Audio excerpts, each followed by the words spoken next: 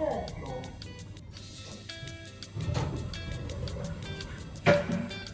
Going down.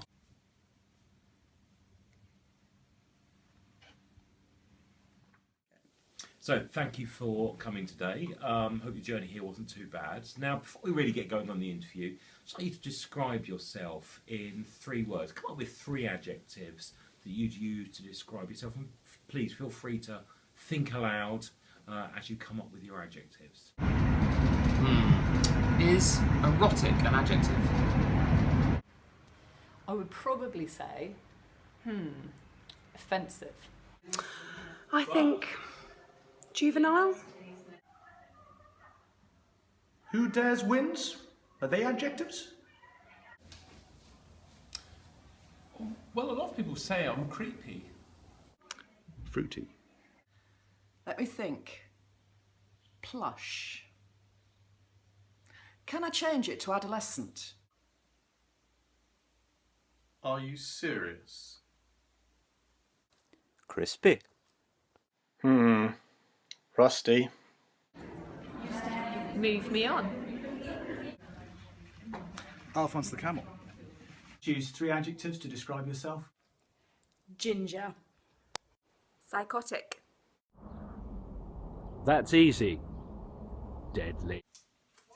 Really weird and freaky. Is that 3 adjectives or 4?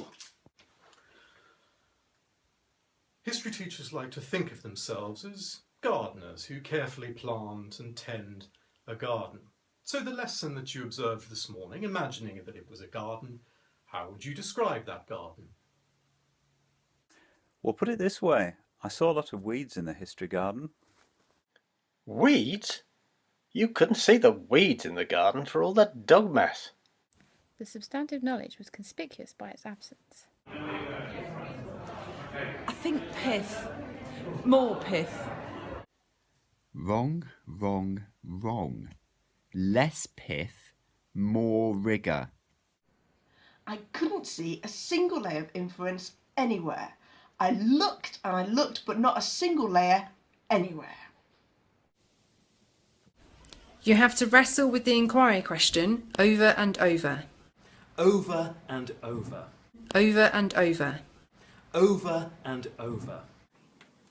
Is there anything about Christine Council that you think that we should know? Didn't she revise the national curriculum 48 times?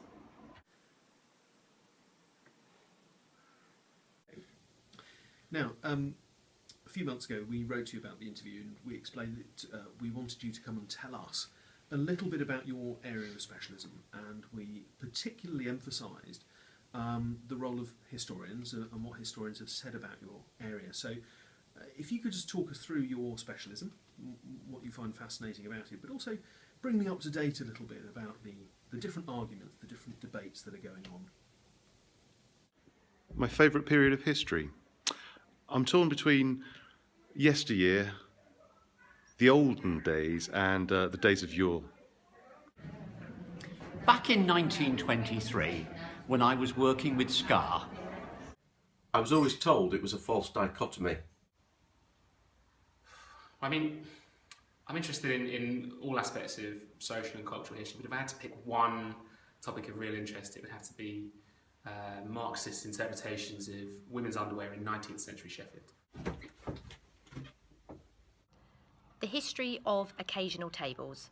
Not tables, occasional tables.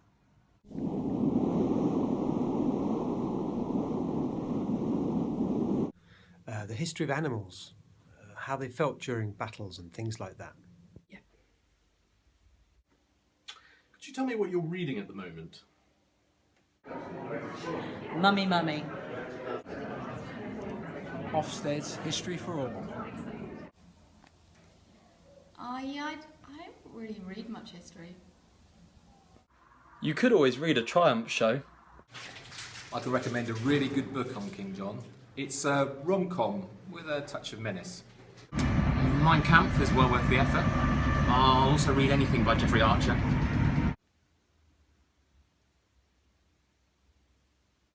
Why did you apply for the Cambridge History PGCE in particular?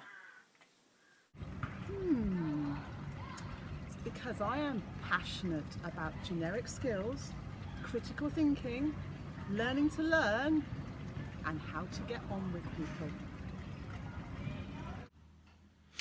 I heard they had a Giles project. If I'm honest, it's because I'm not qualified to teach geography. If not, I might have to look elsewhere. It's a wet and windy Friday afternoon, and you're trying to motivate the pupils in your class, and history teachers try all sorts of things to try and motivate their pupils. What would you do? I think you need to look more closely through the Josephine Council window. Ooh, I think a Great Fire of London card sort. I have a cunning plan. Could it be a little book? Perhaps a one about why the Normans won the Battle of Bosworth? I love a zone of relevance. I would get them to carry Charles I's body unreasonably. I'd carry it ostentatiously.